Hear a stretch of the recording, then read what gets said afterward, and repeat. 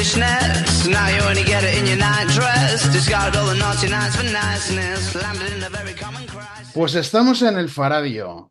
Hoy abrimos de nuevo la sección de la energía del cambio, que es la que hacemos de la mano de Solabria, que es la cooperativa comercializadora de las energías renovables que tenemos en Cantabria. Pero desde luego hoy no tenemos una llamada cualquiera, porque yo creo que es la primera vez en la historia del Faradio que hablamos con alguien que está en la Antártida, nada más ni nada menos. Es un investigador cántabro del Instituto Español de Oceanografía y el jefe de la campaña antártica del IEO. Alberto Serrano, muy buenas. Hola, muy buenas, ¿cómo estáis? Bueno, alucinados porque, bueno, lo vemos ahí de fondo, pero bueno, nos parece tremendo hablar con alguien que está ahora mismo en la Antártica en una, bueno, expedición de investigación, pero lo primero, me apetece preguntarte por lo personal, Alberto. ¿Qué supone para ti que ahora mismo nos estés hablando desde el continente más alejado de todo? Bueno, pues esto es lo más fantástico que le puede ocurrir a un biólogo marino como yo, que llevo toda la vida, tengo 55 años y era el objetivo, o uno de los objetivos principales, si no el mayor de mi carrera, sobre todo la parte emocional y, digamos, literaria y de aventura que tenemos todos, ¿no? Venir a la Antártida era un sueño. Y realmente ha cumplido las expectativas porque es el sitio más fantástico en el que he estado en toda mi vida. Un sitio increíble. Supongo que también el más peculiar y el más extraño, ¿no? En el que puedas estar. Claro, hay que pensar que es un continente que es la tierra más cercana está a 1000 y pico kilómetros, que es Sudamérica, pero el resto de continentes está a más de 3000 kilómetros. Está absolutamente aislado por unos mares, los mares más tremendos que hay, el Polo Sur y el Hemisferio Sur, y luego que sus condiciones ambientales y climáticas excluyen prácticamente la vida humana, al menos, la vida permanente humana, excepto unas bases, unas cuantas bases que hay permanentes, pero prácticamente la vida en general, ¿no? Muy pocas especies en la parte de hielo y la parte marina es la que es más rica. Mm. Bueno, este sueño que has cumplido, ¿cuándo viste que podía ser posible que un día llegases a estar en la Antártida? Claro, esto tiene dos historias, una la personal, la de como investigador, que creo que España está haciendo un muy buen papel en la investigación antártica y que el organismo para el que trabajo, el IEOCSIC, tiene mucho que decir en esto y por eso el interés científico. Pero la campaña en sí, el objetivo principal era el probar un barco nuevo que tenemos, el Don de Bueno. Es un barco recién estrenado, un barco de 80 y pico metros de eslora, muy moderno, muy equipado en sistemas de muestreo y navegación, que tiene una característica que es CP7, es un buque polar, o sea, está habilitado para navegar por los polos y está habilitado para navegar en zonas de hielo. Tiene capacidad de romper hielo joven, que ya lo hemos probado, como te contaré luego, y eso hace que tengamos que probarlo. Este año está recién entregado por el astillero y tenemos un año de pruebas y la primera prueba, la primera campaña del barco ha sido la campaña de Antártica. Mm. Bueno, vamos con lo científico. Vosotros, Instituto Español de Oceanografía, hemos hablado varias veces con el IEO y claro, pues muchas veces nos daban detalles de lo que se investiga por aquí, el cambio de especies, que las especies más típicas del Cantábrico pues se van cada vez más al norte y llegan otras especies más acostumbradas a aguas cálidas. Vosotros estáis en un contexto muy diferente. ¿Qué es lo que estáis observando allí? Sí, bueno, desde el IEO hacemos una labor de asesoramiento científico muy importante al Estado español y también a nivel europeo, ¿no? Pues por un lado la parte de asesoramiento pesquero, la parte en la que yo más trabajo es en la parte de respuesta a directivas europeas de conservación del mar, como las estrategias marinas, la diversidad, la directiva de hábitat. Pero lo que hacemos en la Antártida es diferente. Es una cooperación científica a nivel mundial. Es un sitio en el que hemos llegado a algo extraño, que es el Tratado Antártico, en el que está Rusia y Estados Unidos, sé que hay países encontrados, está Ucrania, hay un montón de países de todo el mundo y hemos llegado a un acuerdo de centrar la Antártida en el estudio científico. y por eso desde hace muchos años, desde principios, finales de los 70, principios de los 80, España está poniendo un esfuerzo grande en los estudios científicos de la Antártida, que por otro lado son muy importantes, como puedo comentar luego si queréis con un poco más de detalle, en cuanto a temas como el cambio climático o la zona o poder estudiar zonas prístinas donde el ser humano no ha modificado excesivamente el medio ambiente, ¿no? Por eso siempre decimos que es un laboratorio excelente, un laboratorio helado, pero un laboratorio. Mm. Bueno, interesantísimo el ver que tantos países con políticas tan diferentes, por lo menos sus científicos tengan esa capacidad de trabajar juntos, de investigar juntos, de ver, bueno, qué es lo que está pasando en el planeta, investigándolo en un sitio muy, muy apartado y como que queda fuera de todo el discurso y del ruido al que estamos acostumbrados últimamente. ¿Tenéis algún temor Mm. de que esto con las dinámicas que estamos viendo hoy en día en los últimos meses se pueda romper de alguna manera? Sí, claro. Mira, te puedo contar que en esta campaña hemos colaborado con uruguayos, argentinos, chilenos, de diferentes países en los que o nos han ayudado a transportar material o les hemos ayudado a llevar gente de una base a otra. Sacamos a 11 uruguayos de la base uruguaya que cerraba ya y ahí les bloqueó el hielo y pudimos entrar a sacarlos. No, no es que fuera un peligro, es que tenían que volver a su tierra porque cerraban la base. Todo esto funciona con un sistema de colaboración no basada en el dinero, sino en favores que nos hacemos unos países a los otros. Y esto, claro, claro que hay miedo. Y si hablamos de cosas que van en paralelo, como la lucha contra el cambio climático, la deriva de los gobiernos de algunos países, algunos de ellos muy poderosos, pues es tremenda. Sin decir más, el gobierno de Estados Unidos pues no es muy halagüeño en cuanto a medidas de colaboración y a lucha contra el cambio climático. En cuanto al Tratado Antártico, sigue vigente y de tanto Estados Unidos como Rusia, como todos los países, lo cumplen y existe esa colaboración. Y espero que se mantenga. Me imagino que cuando contactáis con científicos de otros países, tanto los que han estado en el terreno o como los que a lo mejor analizan datos desde la distancia, supongo que habrá ya algunas conclusiones hilvanadas sobre qué es lo que se comprueba allí y cómo está afectando el cambio climático también a esa zona del planeta, ¿no? Sí, bueno, ahí hay colaboraciones que pueden ser desde proyectos conjuntos a, bueno, a las bases de datos que se obtienen en la Antártida se ponen en común. O sea, nadie se guarda la información o a nadie debería guardarse la información que sostiene la Antártida. Y sí, aquí hay líneas internacionales de estudio compartidas que serían innumerables, de estudio de datación del hielo, de efectos atmosféricos contaminantes, mucho de cambio climático. Yo, por ejemplo, trabajo más en hábitats bentónicos, en las unidades, los ecosistemas del fondo marino, pero Ujú. también en el efecto del ser humano sobre los mismos, ¿no? Todas las bases tienen equipos, tienen sensores que nos pueden servir a todos para conocer mejor la Antártida, conocer mejor la dinámica del planeta. Porque no olvidemos que la Antártida, los polos, regulan la circulación atmosférica y oceánica y al Mm. final, en parte, controlan el clima de otras regiones. Y cuando vais viendo esas conclusiones, todos esos datos que hablan, bueno, en el discurso ya es muy habitual escuchar alertas científicas de cuidado donde nos estamos metiendo, tenemos que intentar cambiar el rumbo de alguna manera porque si no, vamos a llegar a un problema y da igual que estés en Nigeria que en Islandia o que estés en cualquier sitio porque al final puedes sufrir algo. Bueno, en España lo hemos visto hace unos meses con la Dana, ¿no? De repente hay un montón de condiciones que se ponen de acuerdo en el mismo momento y que te provocan un problema muy grave. ¿Por dónde veis que tiene que ir el camino?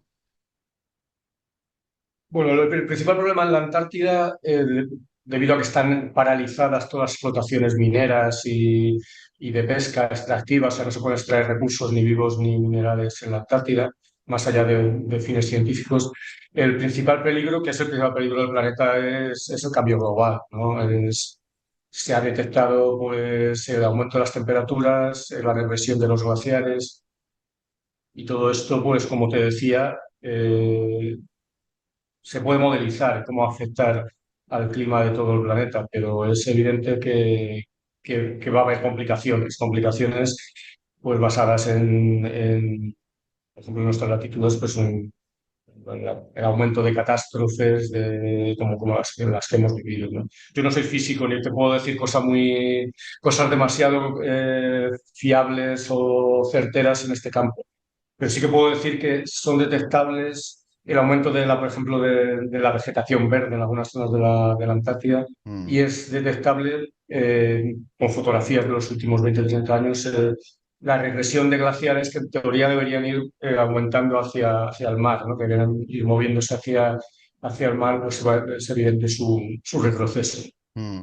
¿Te encuentras o bien en vuestra misión o gente con la que hayáis contactado con personas, con científicos que precisamente hace 20 o 30 años también hayan estado en la Antártida y que ya no solamente a través de fotos, sino a través de su propia experiencia os cuenten cómo está cambiando todo el entorno? Sí, como te digo, la Antártida es un sitio que está bien conservado en general por el Tratado Antártico, por los comités polares de cada país y prácticamente no ves ecosistemas dañados, ¿no? O sea, se pueden comparar series históricas, hay muchos equipos que llevan trabajando muchos años en la Antártida y sí que eh, se podría detectar tal vez un cambio en las comunidades. No es tan fácil, ¿eh? Porque aquí los meses que se pueden trabajar son pocos, es el verano austral, es caro y la investigación está dispersa. O sea que realmente no existe una serie histórica continua desde los años 80, sino estudios separados. Pero bueno, en cualquier caso sí que es evidente, fotos de satélite, por diferentes medios, que el medio está cambiando no solo desde el punto de vista del cambio climático, también hemos podido ver, y es que ya conocíamos, el efecto del turismo, ¿no? Nos hemos cruzado en algunas zonas con nadie, pero en zonas concretas, sobre todo de la península antártica y de las Shetland del sur, con cruceros, grandes cruceros, muy caros, con gente de alto poder adquisitivo, pero que, bueno, que están ahí y que bajan a dar paseos en ciertas zonas y no hemos encontrado basura, pero, o sea, sí hemos encontrado basura en alguna foto submarina de vídeo, muy poca, pero sí que hemos encontrado algún plástico y en algunas zonas alrededor de las bases, pues también se puede ver que el humano está por allí. Esto no tiene mayor, al nivel que está ahora probablemente no sea tan grave, pero hay que empezar a pensar en regularlo. Ya se está regulando, pero en ver que tendrá sus efectos, ¿no? Este turismo que va en aumento. Claro, cuando hablas del turismo que llega, imaginamos que desde Argentina o Chile, que son los países que pillan más cerca de la Antártida, claro, ¿tiene que recaer en estos países en concreto o tiene que ser una acción más global de pensar en tenemos que impedir que grandes cruceros se acostumbren a llegar hasta la Antártida? No, hay tour operadores de muchas nacionalidades, no solo chilenos y argentinos. Pueden tener la lanzadera Mm. en Chile o en Argentina, en Ushuaia o Punta Arenas, pero los tour operadores, o sea, las empresas de origen son de muchos sitios, principalmente del primer mundo. Y algunos van en avión también, van en avión desde Punta Arenas o desde Punta Arenas principalmente a la isla de Rey Jorge. Y bueno, los datos que yo manejo, creo que son fiables, hablan de ciento y pico mil, 140.000, 150.000 visitantes al año en la península antártica y 40.000 en la isla de Decepción, que es la más visitada, la que acabamos de dejar, la que habéis visto aquí a mi espalda. Mm. Bueno, en muchas ocasiones, quien se haya informado un poco del tema mares, océanos, contaminación y suciedad en los océanos, se han podido leer muchas cosas sobre zonas específicas donde se acumula más, pero claro, cuando dices que encontráis plástico en el mar al lado de la Antártida, esto yo creo que ya da como un poco más de miedo, ¿no? Sí, bueno, esto es muy preliminar y supongo que lo haremos público, porque hemos muestreado con vídeo el fondo marino entre 100 y 250 metros y Ujú. hemos hecho un montón de inmersiones y tenemos muchas horas de vídeo y hemos visto unos ecosistemas maravillosos y no hemos detectado plástico nada más que en un sitio que es evidente que es un plástico azul pequeño y otros dos que tengo que confirmar porque estamos todavía en el barco y no lo he podido analizar con... Si se confirma que en 3 fotogramas hemos encontrado plástico, en cualquier caso lo comunicaremos al Comité Polar y veremos qué zonas son. Y bueno, pues es lógico. Si tú tienes un barco lleno de 150 turistas, por muy concienciados que estén, algunos se toma una bolsa de patatas, la deja encima de la mesa y acaba, el viento la lleva a Caleta Cierva, en la península antártida, o al Neumayer, ¿no? El que estemos en la Antártida no impide que la gente se olvide aunque se dan unas recomendaciones eh, hiper estrictas en cuanto a esterilizar las botas cuando bajamos, no bajar plásticos, no bajar el corchopán de este porque genera microplásticos. Hay muchas recomendaciones, pero aún así es difícil el que no se escape algo. Si llega el humano, llega el plástico. Mm. Es una pena, pero es así. Alberto, ¿cómo es un día tuyo en el barco cuando estás en la Antártida, que lleváis ya unas 3 semanas allí? ¿Cómo contarías que es un día tuyo, desde que te levantas hasta todo lo que haces durante el día? Bueno, esta campaña es sí un poco diferente a otras, porque normalmente tú tienes a unos objetivos muy cerrados científicos en los que tienes que hacer de 3 o 4 líneas. Si es una campaña multidisciplinar, tienes varias. Si va muy enfocada, tienes menos. Y tienes unos objetivos diarios muy concretos. En esta campaña, el objetivo principal era la prueba de varios sistemas. Entonces, lo que hemos hecho es, en diferentes escenarios de la Antártida, hemos probado diferentes, tanto habilidades o capacidades del buque como capacidades de muestreo del buque y de los equipos del IOCSI.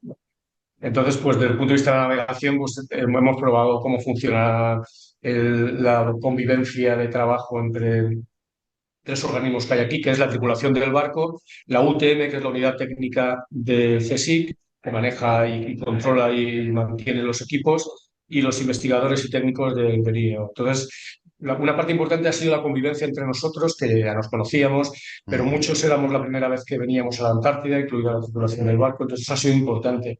Y en eso, pues, por ejemplo, la prueba de la prueba rompehielos ha sido muy importante, muy relevante, porque son las capacidades del buque. Mm. Luego, científicamente hemos probado, te enumero, las sondas del barco, tanto sondas geológicas para ver cómo es el sustrato marino, como sondas biológicas para ver qué comunidades hay en la columna de agua, de krill, de peces pelágicos. Hemos probado sistemas de robots submarinos, vídeos remolcados, hemos tomado unas imágenes interesantísimas, rosetas con CTD, que lo que hacen es tomar variables de la columna de agua y muestras de agua, una técnica que se llama manta troll, que lo que hace es ver los microplásticos que hay flotando. Y toda Mm. esa información, aparte de la prueba, va a ser de una importancia grande desde el punto de vista científico. Mm. ¿Qué es lo que, bueno, seguro que destacarías muchas cosas y me imagino que grandes conclusiones no tenéis porque tendréis que analizar todo lo que estáis recabando ahora de datos, pero seguro que ha habido alguna cosa a nivel científico o a nivel más personal como observador que seguro que te ha vuelto loco, que te ha llamado muchísimo la atención. Ujú.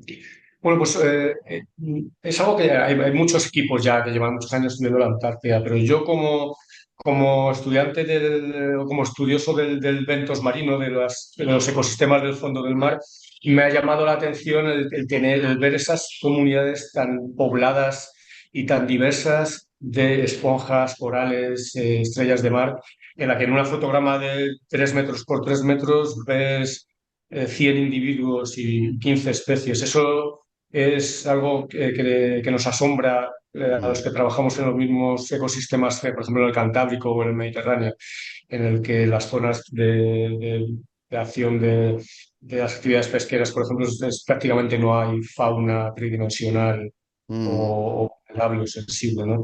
Son las comunidades riquísimas en un sitio que por encima del nivel del mar prácticamente ves 2 focas y pingüinos, ¿no? Y ballenas. Las ballenas también es algo que con los casas que son en casi todo el planeta, aquí las vemos por decenas, sobre todo en algunos sitios donde hay más comida, ¿no? Solo yo resaltaría esas 2 cosas. Los ecosistemas de fondo riquísimos de especies de filtradoras, principalmente esponjas y corales, y el acúmulo de cetáceos, principalmente ballenas jorobadas, y la línea que une unos y otros pues es el krill, que hemos encontrado tanto con la sonda biológica como con arrastres pelágicos, lo que ya se sabe que es la base de nutrientes de la Antártida, que es el krill, ¿no? Un pequeño crustáceo. Bueno, digamos que es como si estuvieras en la Feria de la Diversidad, pero sin stands, ¿no? O sea, sin puestos donde se exhiben cosas, sino que a la propia vista, a simple vista, ya puedes ver toda una gama de cosas que si sales en cualquier otro sitio del Sí. mundo no lo vas a ver. Esto es un asombro continuo, porque yo te he contado la parte de, digamos, de las comunidades, la biología, de la ecología, pero ya simplemente el paisaje, los glaciares, las masas de hielo, los icebergs de 30, 40 metros de alto emergido, que pueden tener 5 o 6 partes más sumergidas, los mares llenos de placas de hielo, el mar de Weddell. Estos paisajes son tremendos. Y son tremendos si estamos con la boca abierta y prácticamente todo el tiempo que podemos, cuando nos deja la nieve y el viento en las cubiertas externas, solo los que no habíamos venido nunca, que somos muchos, sino los que algunos colegas que han venido muchas veces, 7, 10 veces a la Antártida, tienen el mismo asombro y la Mm. mismo entusiasmo que tenemos nosotros. Es un sitio para asombrarse. Alberto, por curiosidad, en un día como hoy, aunque sea verano austral, ¿a qué temperatura estáis en encubierta? Pues esta es la época más caliente del año y hemos estado desde -10 grados en algún punto más sur, ahí en algunas zonas de la península antártica de abajo, del canal de Lemay, hemos llegado a la latitud -65, por ahí hemos tenido -10 grados, pero lo normal es entre -5 y 5. Este es el verano, ¿eh? Y por supuesto, bueno, pues nieve, que nevisca y ver el barco completamente cubierto de nieve, de hielo. Hay Mm. días que no podíamos salir porque había placas de hielo en todo el barco y la nieve nos ha acompañado en muchos momentos. Y este es el verano. O sea, aquí en la Antártida el récord de temperatura mínima del planeta fueron de los 90 grados en la base rusa de Vostok. Mm. -90 grados. O sea, es un frío que es difícil de entender. Bueno, me imagino que cuando sopla mucho el viento, habrá que ser con toda la piel tapada, cubierta, ¿no? O sea, no podrás tener ni siquiera un trozo de la cara al descubierto. Claro, ahora se ha avanzado mucho tanto en materiales como en las obligaciones que tenemos los investigadores y las investigadoras de prevención de riesgos laborales, ¿no? Entonces, llevamos Ujú. calzado, llevamos ropa térmica, llevamos equipos, guantes, crema solar, todo lo que tenemos que llevar para no sufrir daño físico, ¿no? Cuando estás un tiempo en cubierta y cuando hay ballenas o cuando hay un pasaje impresionante entre turnos de trabajo, cuando llevas un rato fuera empieza a doler las extremidades, los dedos, las Ujú. orejas, la nariz. Hay que limitar el tiempo que pasas fuera porque hace mucho frío. Y que, como digo, esto es el verano austral. Ujú. Invierno debe ser tremendo. Alberto, como penúltima pregunta, si hay alguna cosa de lo que estáis investigando, de vuestro método de investigación que se te haya quedado en el tintero, no dejes de resaltarlo si crees que es importante, ¿eh?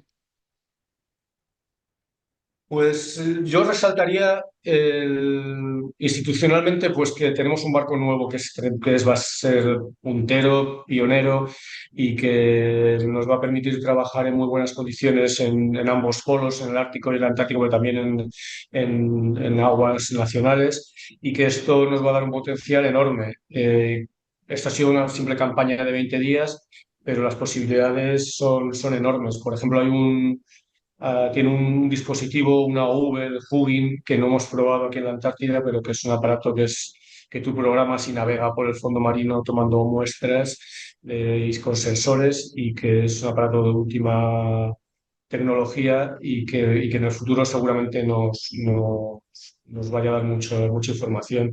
Hemos traído un ROV litoral hasta 150 metros y un trineo fotogramétrico que llega a los 1500, pero hemos probado los fondos más someros, pero probar ROVs de 2000 metros a esas profundidades en el futuro será muy interesante. Se abre toda una línea de investigación en el IEO y en el CSIC que es muy prometedora Ujú. con un barco nuevo como este. Bueno, te quiero hacer una última, Alberto, porque después de lo que hemos visto a través de tu cámara en cuanto a los fondos, que de verdad que estaba alucinando desde el primer momento, ¿qué tiene que hacer alguien de letras sin ser un turista para poder llegar hasta allí? Ya es más complicado, pero también existe investigación antropológica, aunque no hay asentamientos humanos en la Antártida, pero sí que hay actividades balleneras y de explotación. Y bueno, hay algunas líneas de antropología. Y si no entiendo, los periodistas, ahora mismo tenemos a colegas tuyos que los vamos a recoger ahora en una hora en la isla Livingstone, de Ujú, otra de Radio Televisión Española, que han venido a cubrir. Sabes que estuvo en el barco la ministra de Ciencia, Diana Morán, ujú, la secretaria de Investigación y la presidenta del CSIC, que Eloisa del Pino, estuvieron 4 días con nosotros en el barco y les acompañó un equipo de periodistas que luego se quedaron en la base, Juan Carlos I. O sea que supongo que hay convocatorias de divulgación en la Antártida en la que, bueno, pues oye, el Faradio estaría muy bien que ganarais una de estas convocatorias y de hacer una campaña juntos en el hemisferio sur, ¿no? uf, sería alucinante. Por cierto, ¿qué tal los lleváis con los periodistas? Así en general. Bien, nos deberíamos llevar mejor de lo que nos llevamos, porque tendemos a meternos en nuestro mundo y no divulgar y transferirnos lo que hacemos, y es importante. A mí me gusta mucho tanto la enseñanza, la formación de investigadores como la divulgación y la comunicación. Está bien que tener una entrevista un poco más larga como esta y que las preguntas se vayan más allá de las que son obvias y esperables, pero hay algunas entrevistas que te vienen preguntando siempre por lo mismo, pero bueno, Mm, también es lógico. mm. Pues divulgado queda en este rato que hemos tenido Alberto Serrano, investigador del Instituto Español de Oceanografía. Para nosotros, que sepas que ha sido un auténtico lujo poder contar contigo, que os salga todo a pedir de boca y que realmente sea muy, muy útil todo lo que hacéis y la apuesta que hay por la investigación y por supuesto que tengáis buen viaje de regreso. Muchas gracias. Muchas gracias a vosotros por ponernos un micrófono y una cámara delante, que es importante. Y nada, tenemos ahora 3 días de vuelta en el pasaje del Drake, el paso del Drake, que es el mar más turbulento del planeta, y vamos a Mm. tener 3 días de movimiento. Así que nada, Pues esperemos que os salga bien. Muchas gracias por atender la llamada del Faradio y un abrazo fuerte. muchas gracias, un abrazo. Hasta luego, Alberto.